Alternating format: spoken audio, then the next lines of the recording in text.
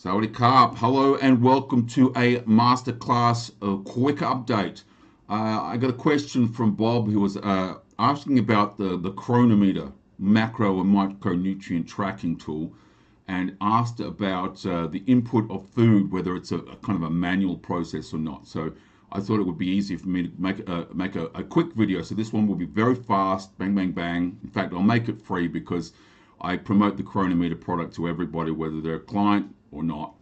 Let me just run through quickly for the guys that aren't clients what we're doing here. So we're using our hierarchical pyramid of nutrition where we've effectively set a caloric balance and calories in, calories out for energy balance based on where we are at that time. Are we building muscle? Are we maintaining? Are we leaning out? Are we on a dieting phase? So we've established a protein, carbohydrates, and fats requirement. We've established a micronutrients requirement. And basically now what we're using is the Cronometer tool as a means of tracking that, of means of monitoring that progress. For anyone that's unfamiliar with it to this point in time, the Cronometer, very, very similar tool to the very popular MyFitnessPal. Hundreds of that, probably millions of users of people that use MyFitnessPal. It's actually a good tool. I used to be a big fan of MyFitnessPal, but it has some inherent weaknesses. One of them is the fact that this new tool, Cronometer, basically does a lot more and is a fraction of the price, which is a good place to start the discussion. But really, the power of the tool for me comes down to two things. One is, as a coach, we can basically have a coach-client relationship accessing the tool on Cronometer. So in other words, I can go into your diaries and I can make adjustments based on recommendations, things that I want you to do. So it's not just you have the tool. And in MyFitnessPal, you have the capacity to share your diary with people, but people can't make adjustments to your diary. The coach-client relationship tool in Cronometer, which you pay extra for, by the way. And anyone that's a client, a full-time client, coaching client, you get free access to the tool. So let me know. Usually I explain that to clients, so very few people who are clients wouldn't know that. So basically, first key point that I like about the tool is the coach-client relationship functionality. And the second is literally just the level of detail that this tool provides you. It provides you with access to micronutrient detail that you simply don't get access to and reporting functionality that you simply don't get access to in MyFitnessPal. So let me just start off with points here. One is the fact that, and this specifically relates to the use of the tool. Anyone that's been around this business for the last 5 years would be familiar with the surge in popularity of if it fits your macros or flexible dieting. There's been a lot of push from the evidence-based community towards what they call a flexible dieting model. So we don't use basically planned meals. We approach our food from a flexible point of view, where as long as the food macronutrients and micronutrient profile fit your needs, then you can go ahead and eat them. And let me tell you, that's absolutely true. 100% true. The challenge is, that kind of fits into this category over here, personal preference, right? It's all about making the process as easy as possible. And there's absolutely no reason anyone here wants to follow a flexible dieting model. There is nothing holding you back except for this one thing I'm going to explain to you from the real world, right?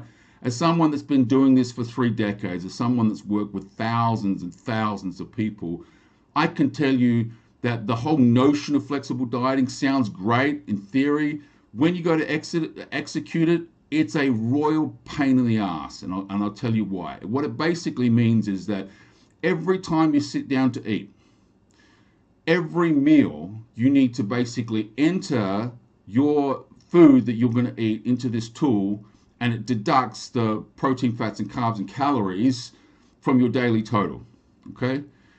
And that's just a fucking lot of work. It's like, holy crap, you mean every time I'm going to sit down, I'm going to get my phone out and work out, and whether or not I can fit this into my macros or not. It's just not practical.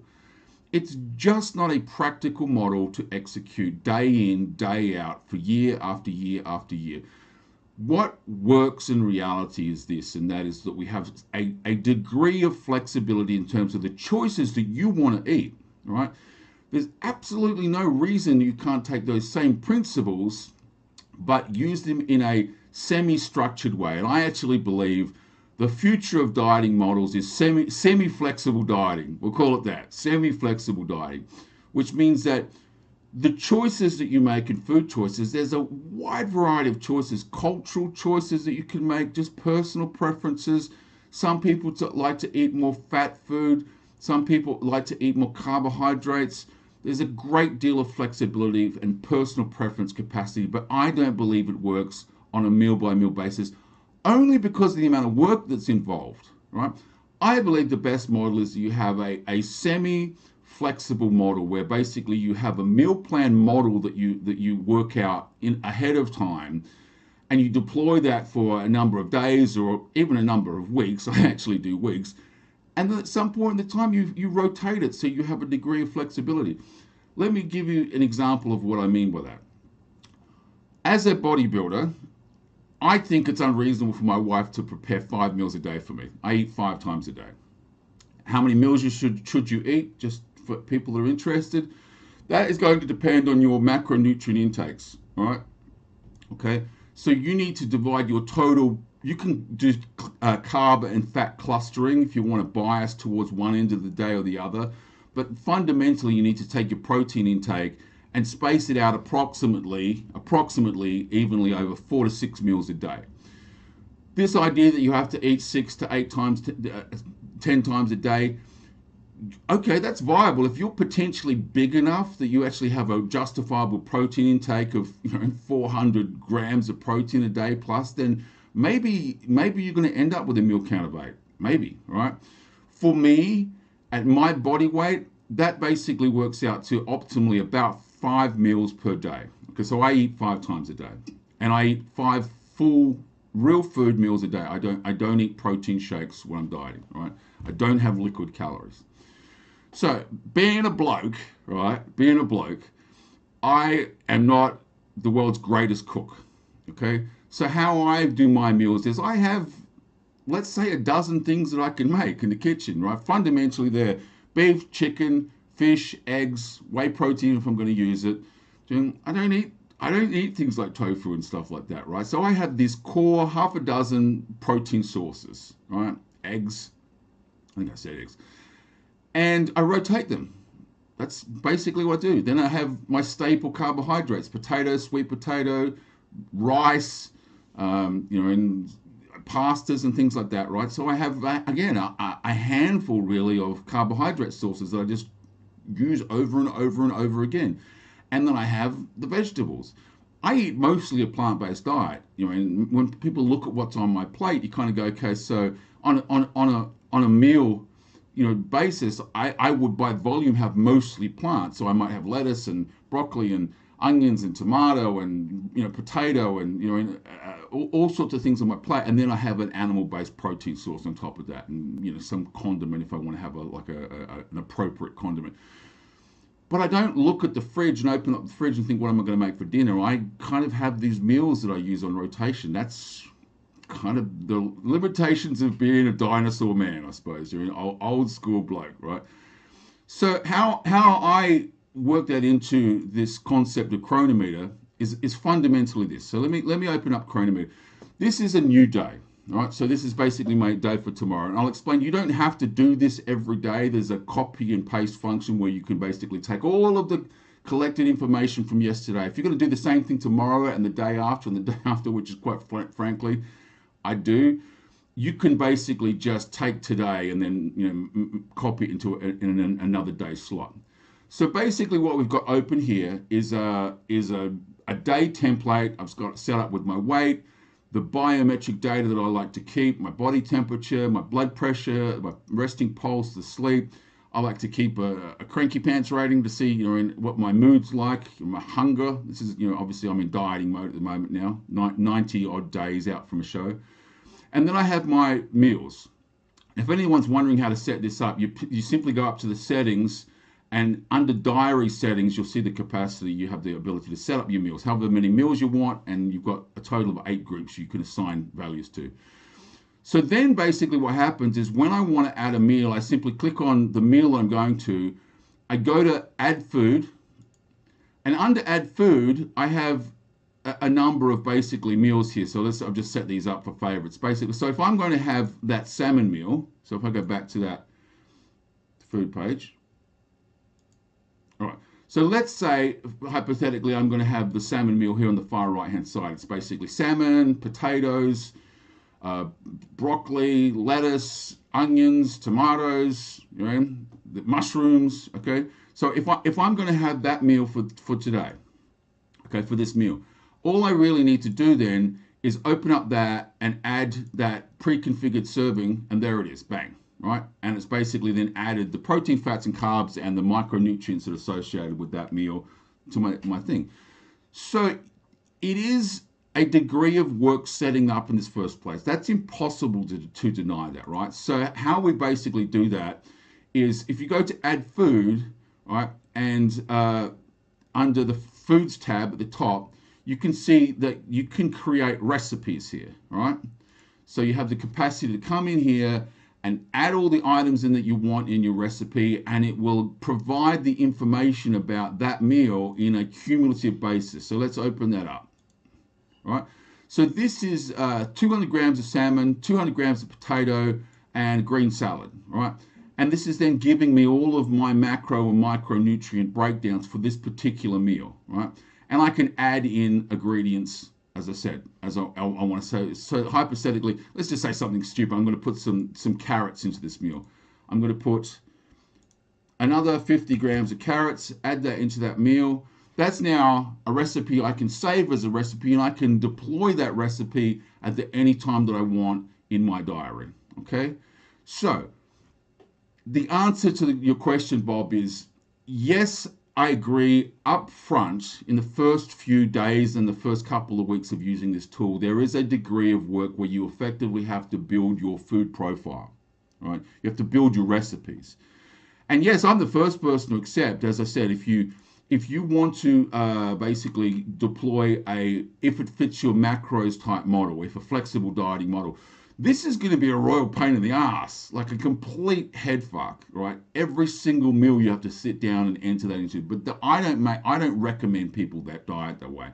What I recommend you do is you set up what I basically do, which is you're in 10, 15, 20 meals that you like to eat, right?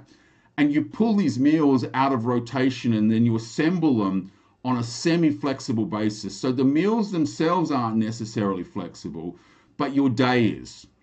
So you can bring different meals in, right? And if you find yourself at the end of the day where you've planned your day out and you go, okay, so I'm 200 grams over on carbohydrates, right? Let's for argument's sake, I need another 200 grams of carbohydrates, just arbitrarily picking a substrate and a value. Then you can basically say, okay, so I'm going to have some more rice, I'm going to have some more oatmeal, I'm going to have some more pasta, I'm going to have some more sweet potato, whatever it is that rocks your boat at that point in time. So I don't add all the ingredients in at the fridge with the phone in my hand. It would just be way too much work for me, right? I literally have like a menu like you would get at a restaurant. Steak, potatoes, vegetables, a condiment. I go, that's what I'm going to have for dinner. I pop that in. I look at the consequence that then generates in terms of my macronutrient, my micronutrient counts, and then I'll make a small adjustment. And that is what I find to be a degree of flexibility enough that people can adhere to it, all right? But a degree of structure enough that it's practical. It's a few days work setting it up initially, but then once it's set up, you can kind of go, okay, so I'm going to add the thing. So again, if I come down to meal 5 and I want to add a food, and this time I'm going to have my chicken breast meal, 200 grams of chicken breast, potato, salad, bang, done, right? If I wanted to increase that potentially, so I'll open that up. Let's just open this up.